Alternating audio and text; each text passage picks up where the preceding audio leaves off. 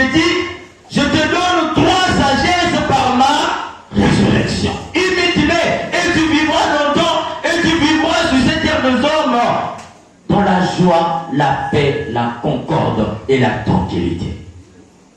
Déjà, chers frères et sœurs, nous avons écouté dans l'évangile, on nous dit, Marie-Madeleine direct par où? Au tombeau. Comment est-ce qu'on peut aimer quelqu'un jusqu'à aller dans sa tombe 3 jours après? Quel est ce degré d'amour qui peut amener quelqu'un d'aller jusqu'à la tombe 3 jours après pour aller faire les rituels qu'on appelle les rituels des capistes? Une parenthèse pour ceux qui disent il ne faut jamais prier pour les morts. Les morts sont déjà morts. Oui, toi si tu vas mourir pour l'éternité, tant pis pour toi. Mais nous les enfants de Dieu, la mort n'est qu'un passage vers la vie qui n'est finie. Marie-Madeleine qui part au tombeau, elle va pour 2 choses. La première chose qui est bonne, c'est qu'elle va pour accomplir le rituel du 3e jour, qui est un rituel où on confiait l'âme du mort à Dieu par une prière qu'on appelle le Kaddish. Et donc elle va pour prier pour les morts. Et vous nous dites, ne pas prier pour les morts. Est-ce que tu as compris l'évangile, tu as compris la Bible, ou bien tu lis ça de façon tordue? Bon, généralement, ils n'ont pas appris, c'est ça la vérité. Bon, ils font des interprétations erronées. La preuve, quand quelqu'un va te dire, il ne faut pas prier pour les morts, il faut lui poser la question, Marie-Madeleine et les autres partaient faire quoi au cimetière? La deuxième raison qui amène Marie-Madeleine au tombeau, c'est une raison qui n'est pas bonne. Marie-Madeleine a l'intention d'enfermer Jésus dans la mort. Elle va là-bas pour faire son deuil.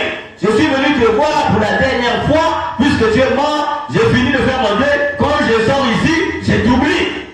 Ça c'est dangereux. Elle veut enfermer Jésus dans sa mort. Or Jésus, la mort ne peut pas l'enfermer avec quoi? Jésus, il est plus fort que la mort.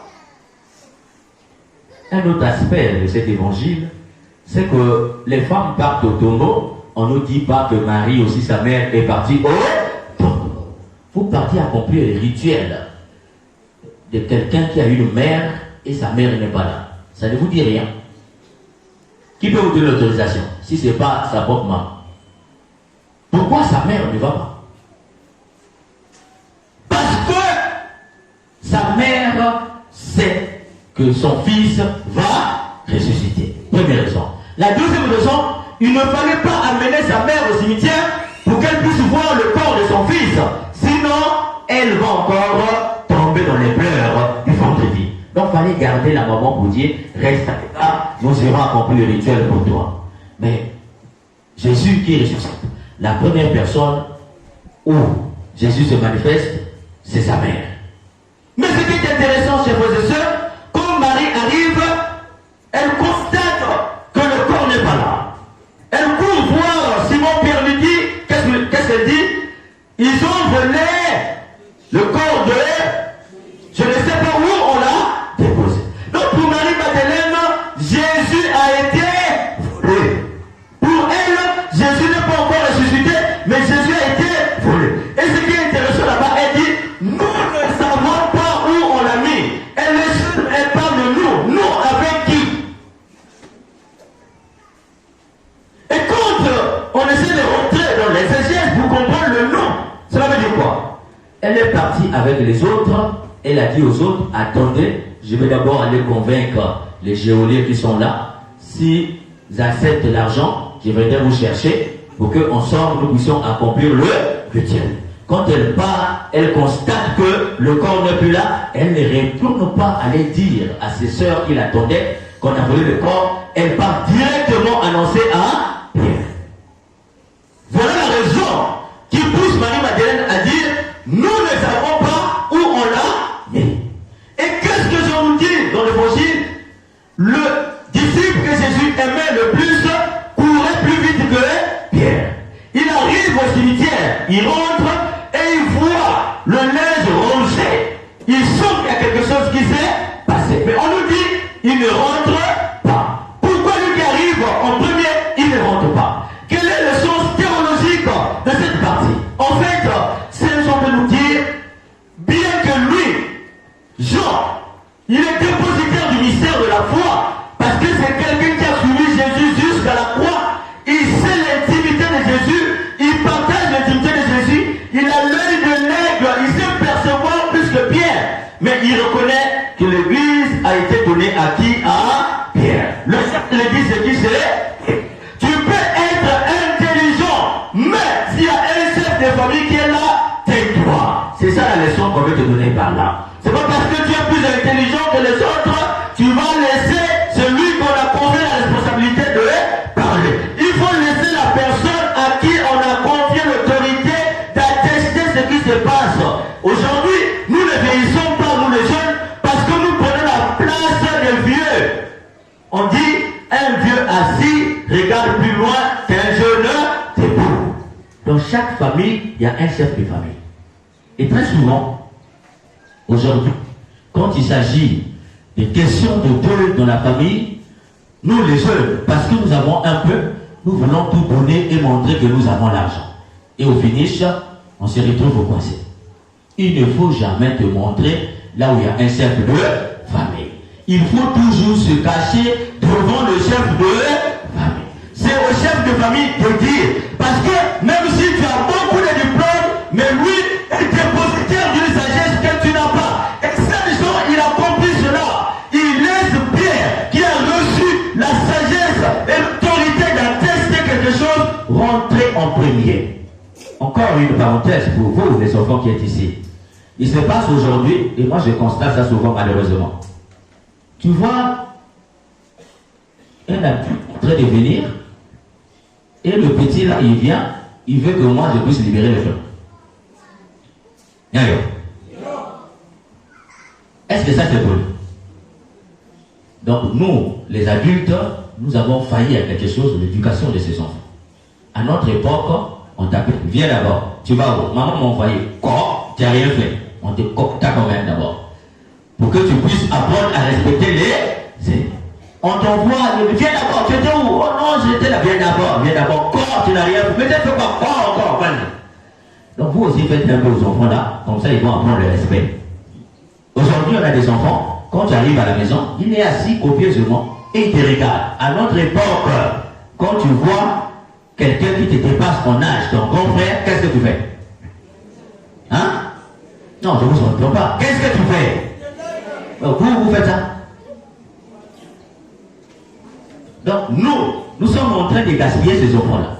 Il faut revenir à notre culture. Parfois, il faut les taper sans raison. Tu vois, il passe, on vient d'abord. Voilà. Et puis quand il va te voir, lui-même va se lever d'abord pour partir. Parce que ces enfants-là, ces jeunes d'aujourd'hui-là, ils sont très amers et impolis. Il arrive, tu vois quelqu'un qui est là, ton confrère, il garde la télécommande, il impose, il veut de quoi tu puisses dire ce qu'il veut. Mais est-ce que tu as te respecté? Hein? Quand on voit une bonne personne, tu es assis avec une bonne personne à la télé, devant la télé, tu lui donnes la télé et, comme on dit à ton voisin, je donnerai la télécommande aux aînés. Aujourd'hui, c'est n'importe quoi. Quand on partageait la nourriture, est-ce qu'un petit peut aller prendre d'abord avant les grands frères? Qui commence à prendre la nourriture? Il faut revenir à cette éducation-là. Ça fait la fierté de l'Afrique. Ne l'oubliez pas, cette éducation. Sinon, vous allez créer des monstres de demain. Et ces enfants-là sont en train de devenir les monstres. Ils n'ont aucun respect pour les aînés. Vous ne pouvez pas mettre la nourriture du grand frère au même niveau que la nourriture de son petit frère. Il n'aura pas de respect. Vous amenez au petit frère de ne pas respecter les grands frères. Ce qui se passe aujourd'hui, c'est que ces enfants-là n'écoutent plus. Donc, Saint Jean t'apprend à respecter les aînés. Dis à ton voisin, il faut respecter les aînés. Il y a un musicien qui disait, il faut respecter les gens qui ont vécu. Donc, il dit à ton voisin, il faut respecter les gens qui ont vécu. Comment on dit quoi? Les gens qui ont fait quoi? Qui ont vécu. Dis à ton voisin, il faut respecter les gens qui ont vécu. Toi, tu viens à peine des nets comme ça, c'est toi qui veux nous apprendre où on te pose le balai. Toi, tu viens à peine d'arriver. Tu étais là quand nous on construit la maison là. Il faut respecter les... Voilà. Donc ces gens, c'est quelqu'un qui respecte les aînés. Et Pierre qui rentre, il n'a pas compris, hein. Il est sorti. Mais le petit frère, Jean, quand il rentre, on nous dit, il vit et il a cru en quoi? Qu'est-ce qu'il a constaté qu'il a mené à la foi? Il a vu ce qu'on appelle le Saint-Super. C'est-à-dire que la nappe qu'on avait brûlée de Jésus avec. Et chez les Juifs, c'est comme un peu chez les musulmans. Si vous avez assisté aux enterrements des musulmans, on te met dans le cercueil pour les rituels. Quand on arrive au cimetière, on t'enlève du cercueil, on te met dans le trou sans cercueil. Vous avez déjà assisté aux enterrements des musulmans. Les musulmans n'enterrent pas sans avec cercueil. Ils enterrent sans cercueil. On te roule dans les draps et puis on te met dans le trou. Et chez les Juifs, on te roule dans les draps et puis on prend ce qu'on appelle une sorte de bande et puis on te roule avec de sorte que les linges ne puissent pas te quitter. Donc c'est ce qu'on a fait avec Jésus. Mais ces gens constatent quelque chose que Pierre n'a pas vu. Marie-Madeleine aussi n'a pas vu. Qu'est-ce qui s'est passé? La résurrection, ce n'est pas Jésus qu'on a détaché de bandes et qu'on appelle ça, et du Saint-Suaire. Non. C'est-à-dire que c'est comme, hein, vous voyez, l'arachide. Vous voyez l'arachide, non? À l'intérieur, il y a des grains d'arachide. Vous voyez, non? C'est comme si on a fait sortir les grains sans casser la coquille. Vous comprenez un peu l'image? Donc Jésus est ressuscité, il est sorti de ce monde-là, de ce Saint-Suaire-là, la nappe, sans qu'on puisse détacher les bandes et enlever la nappe. Ça veut dire quoi? Il y a quelque chose qui s'est passé. Un voleur ne peut pas faire ça. Jean, il a compris ça. C'est pourquoi il vit et il a cru. Le grand frère n'a pas pu percevoir que si c'était un voleur, ça n'allait pas se passer comme ça. On est d'abord délié. On levait les dents et puis prendre le corps. Mais un corps ne peut pas sortir de quelque chose qui est fermé comme ça si ce n'est pas la résurrection. Voilà pourquoi on nous dit, c'est Jean, il a vu et il a cru. Ça veut dire quoi, chers frères et sœurs? Qu'est-ce que donne la résurrection? La première sagesse de la résurrection, c'est que Jésus qui ressuscite de cette façon-là, nous apprend que la résurrection, ce n'est pas pour vaincre. Dis à ton voisin, la résurrection, ce n'est pas pour vaincre.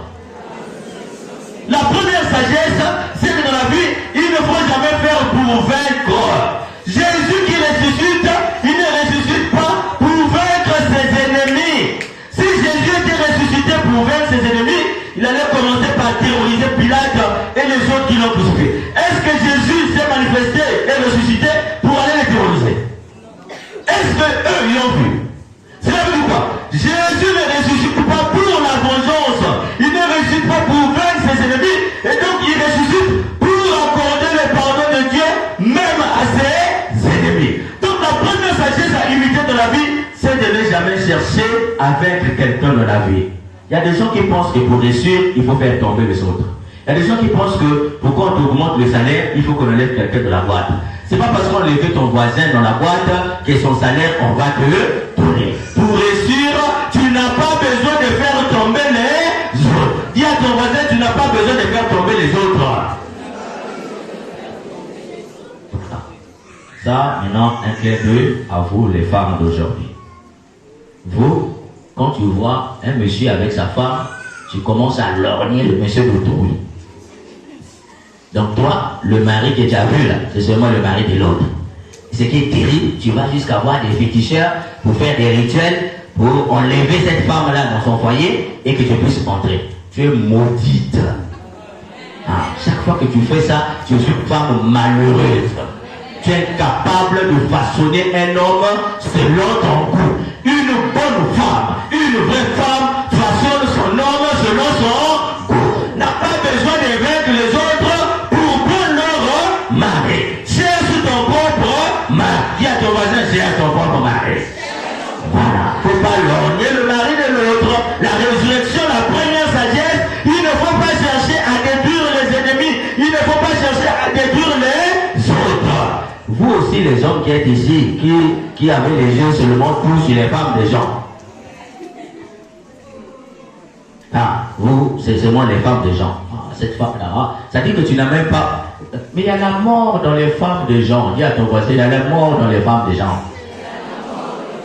Ah, tu n'as pas envie de vivre longtemps. La résurrection t'apprend à ne pas prendre ce qui ne t'appartient pas. Un homme doit chercher sa femme et l'aimer pour que cette femme devienne son âme sœur. Il ne peut jamais chercher l'âme sœur de l'autre. C'est la première sagesse de la résurrection.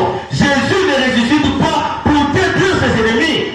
Toi, non seulement tu détruis tes ennemis, tu détruis même les gens qui ne sont pas tes ennemis. Tu es un homme maudit, tu es une femme maudite. Tu n'es pas à l'image de la résurrection du Christ. Le Christ n'est pas ressuscité pour cela, il est ressuscité pour te dire, sois toi-même. Dis à ton voisin, sois toi-même. Voilà. Un jour comme ça, il y avait un éléphant qui finissait, vous aimez l'éléphant, aime la propriété. L'éléphant aime souvent être dans l'eau. Et après avoir fini de se nettoyer, en sortant de l'eau, sur le pont, il voit un cochon sale qui venait. Et l'éléphant décide de laisser le porc passer avec sa saleté. Le porc, quand il est passé, il dit voilà, vous croyez de quoi? On va se mesurer dans la forêt ici, on va se respecter ici. Il ne fallait pas rester, il fallait rester là, tu allais voir. Moi, je suis plus fort. Tu as vu que toi, tu as quitté la route, non? Et qu'est-ce qui s'est passé? Il est allé raconter dans toute la forêt, tous les animaux de la forêt, que l'éléphant m'a libéré la route, l'éléphant a peur de moi. Et ses amis, ses frères éléphants sont venus voir, mais qu'est-ce qui s'est passé? On entend que tu as libéré la route, que tu as peur de lui. Qu'est-ce qui s'était réellement passé? Et l'éléphant dit non, moi je finissais de me laver et je sors de l'eau, je vois qu'il venait, mais il était sale.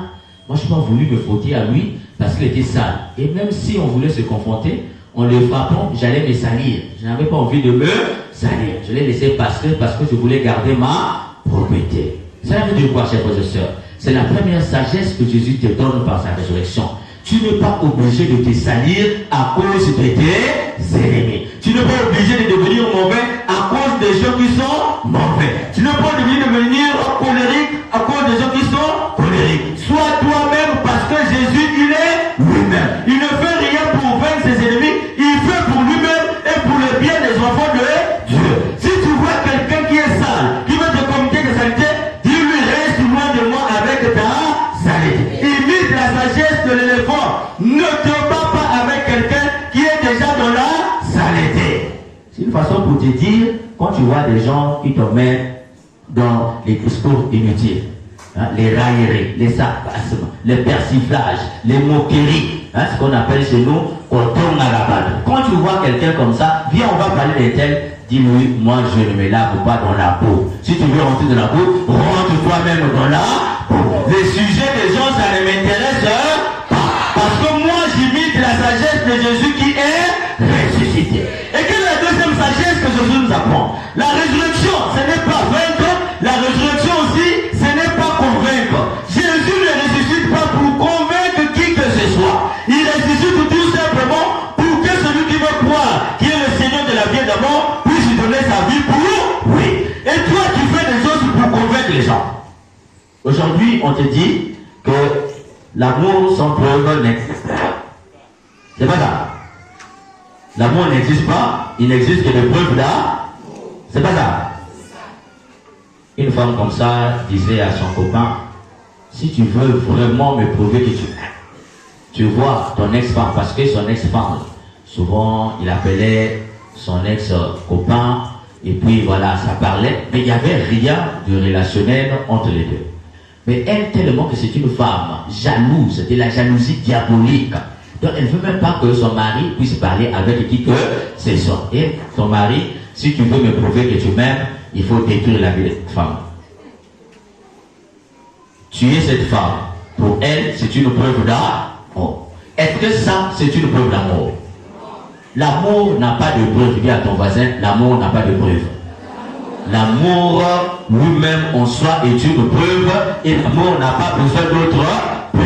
Et Jésus qui ressuscite, il ne ressuscite pas pour donner des preuves aux gens. Sinon, qu'est-ce que Jésus allait faire? S'il était ressuscité pour convaincre, il allait demander à la place publique pour leur dire, vous m'avez crucifié. Je vous avais dit que j'avais ressuscité, non? Vous n'avez pas cru. Maintenant, je suis là. Est-ce que je ne suis pas ressuscité? Est-ce que c'est ce que Jésus a fait? Ne vous entendez pas. Est-ce que c'est ce que Jésus a fait? Il est allé à la place publique pour aller dire, mais voici, je suis ressuscité. Il a fait ça? Si c'était toi, tu allais te mettre à Christian là-bas pour dire, vous m'avez menti, vous m'avez tapé, vous m'avez fait ceci, je suis là. Toi, tu me critiquais, non? Mais non, je suis là. Tu veux prouver aux gens. C'est pas ça la vie d'enfant de Dieu. Tu n'es pas là pour prouver à qui que ce soit. Jésus ne ressuscite pas pour prouver à qui que ce soit qu'il est le Fils de Dieu. La deuxième sagesse, ne fais rien dans la vie pour prouver aux gens. Dis à ton voisin, ne fais rien dans la vie pour prouver aux gens. Parce que tout ce que tu vas faire dans la vie, les gens auront toujours quelque chose à dire. Un jour, un jeune est allé voir son grand-père pour dire, grand-père, montre-moi le secret du bonheur. C'est quoi le bonheur? Le grand-père lui a dit, tu veux connaître le bonheur? D'accord, viens. Et il dit à son petit-fils, moi comme je suis le président de cette ville, en disant de ce pays, je vais te nommer ministre. Mais sois attentif à tout ce que les gens vont dire. Et le lendemain, par un décret, il le nomme ministre. Les gens commençaient à dire, oh, mais lui, il est ministre parce que c'est son grand-père qui est le président. Est-ce qu'il a mérité? Il n'est pas compétent. Oh, c'est quelqu'un, c'est-à-dire que c'est le pouvoir de la famille. Et les gens commençaient à dire, tout ce qu'il faisait de bien, les gens ne regardaient que la parenté. On disait, oh, c'est le fils d'un tel. Et il vient voir le grand-père et dit, tout ce que je fais en boude, on dit que c'est parce que je suis ton petit-fils que tu m'as nommé. Il dit, d'accord. Bon, je vais t'enlever ministre, je vais t'envoyer maintenant dans l'armée. Va dans l'armée. Et il va dans l'armée, il dit, oh, mais c'est encore là-bas, on l'a envoyé, c'est parce que c'est le petit-fils. Il dit, bon, je vais te laisser pendant quelques années sans travail. Il laisse son travail, il dit, oh, mais toi, tu ne travailles plus. Oh non, je ne travaille plus. Mais toi, tu es un grand-père qui est président et puis il ne te donne pas de travail. D'ailleurs. Donc toi, tu sors. Toi, ton grand-père président. Mais il est mauvais, hein. Qu'est-ce que tu avais fait? Même si tu as fait des erreurs, mais vous pouvez toujours te nommer. C'est votre pouvoir. Il vient voir le grand-père. Voici ce qu'on dit. Ah, c'est ce qu'on a dit. Il dit, oui, grand-père, ce qu'on dit. D'accord? Il n'y a pas de problème. Bon, maintenant, je vais te montrer une femme dans le village. Tu vas marcher avec cette femme durant ce mois. Et il marche avec cette femme, il dit, oh, le petit là, une belle femme, hein. Ah, ça c'est l'argent du pays, ils sont tentés de voler pour entretenir. Lui là, il peut avoir une femme comme ça. D'ailleurs. Ah, il passe avec la femme comme ça. Voilà, c'est notre argent, on vole pour entretenir. Sinon, lui là, dans la réalité, il peut se avoir une femme comme ça. On va voir le grand-père dit, voilà ce qu'on dit, il n'y a pas de problème. Bon, laisse cette femme, prends une autre femme là-bas. Cette femme-là n'était pas belle, telle. Comme ça, marcher avec cette femme, il commence à dire, oh, mais toi qui es le fils d'un président avec une mauvaise femme comme ça, une femme l'air comme, mais toi, tu n'as même pas de goût, toi. Tu es tombé très bas, hein. Il dit, ah, grand-père, voici ce qu'on dit. Ah, ok, il n'y a pas de problème. Il dit, bon, reste ton femme. Et puis, il était là, son femme dit encore, oh, mais toi, tu vas te marier quand? Toi, tu es le fils d'un et puis il te marie pas. Le grand-père lui dit, bon, viens maintenant. Tu veux connaître le bonheur? Il dit, oui. Tu veux connaître vraiment le vrai sens du bonheur? Il dit, oui, grand-père. Le bonheur, c'est de savoir que tout ce que tu vas faire dans la vie, les gens vont interpréter. Les gens auront toujours un mot à dire. Mais si tu es convaincu que ce que tu fais là, c'est bien pour ta vie, va jusqu'au bout. Ne regarde ni à gauche ni à droite. C'est ça la sagesse que Jésus te donne. La vie, ce n'est pas pour convaincre qui que ce soit. Si tu sais que l'option prise est le bonne pour toi, va jusqu'au bout. Les gens auront toujours quelque chose à dire. Jésus est seulement ressuscité. Chacun interprète à sa façon. Il est ressuscité, certainement quoi? Certainement dire, il n'est pas ressuscité. Le plus important, Jésus, il est ressuscité. Et point barre. C'est ça la vie. Fais quelque chose, viens, choisis une option et laisse les gens parler. Dis à ton voisin, laisse les gens parler. Les gens sont toujours comme cela. Ils parleront en bien, ils parleront en mal. Jésus, il connaissait tout cela. Il est ressuscité pour que chacun parle comme il veut, en bien ou en mal. Le plus important, Jésus a déjà sauvé le monde. Et la troisième sagesse que Jésus nous donne à travers la résurrection, c'est que dans la vie, il ne faut pas vaincre ni convaincre, mais amener à réfléchir. La résurrection du Christ t'amène à la réflexion. Jésus laisse seulement le signe, banderole, puis le Saint-Suaire, il laisse là, et le Simon, qu'est-ce que j'ai dit? Jean a compris que Jésus est ressuscité. Donc la résurrection pour t'inviter à réfléchir, aller dans l'au-delà de la réflexion, va plus loin, et les yeux de l'œuvre pour percer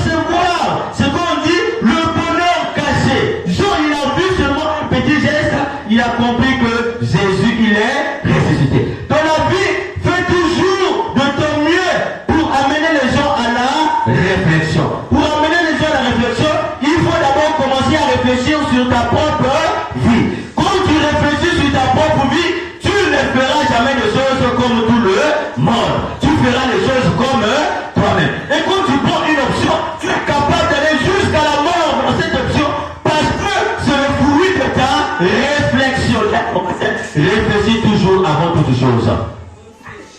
Dis-lui bien, réfléchis toujours avant toute chose. Dis encore à ton voisin, ne fais rien comme tout le monde. Mais pour arriver à ne pas faire comme tout le monde, il faut réfléchir sur sa propre vie. C'est pourquoi, pour finir, je vous raconte cette histoire. Un jour comme ça, il y avait un appel d'offres. On appelait tout le monde, les jeunes sans emploi, pour les tests. Et on les amenait dans ce qu'on appelle une grande maison. Une sorte de ce qu'on appelle des villas à haut standing. Ils sont arrivés là-bas. Et chacun avait sa chambre. Et puis il y avait la nourriture pour tout le monde. En attendant qu'on puisse choisir un seul pour le poste.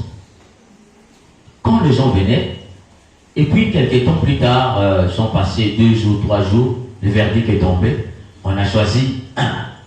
On dit non, c'est toi qui as été retenu pour le poste. Les gens commençaient à crier. D'abord, ils lui ont demandé, toi tu es le fils de qui? Il dit non, je suis le fils de personne, moi mon père au village, ma mère au village. Ah, tu connais personne? Oh, non, je connais personne. C'est que le type là, il est dans les loges. Et les gens commençaient à critiquer, non, c'est le tribalisme, l'ethnocentrisme, nationalisme, cartialisme, gnanisme, gnanisme.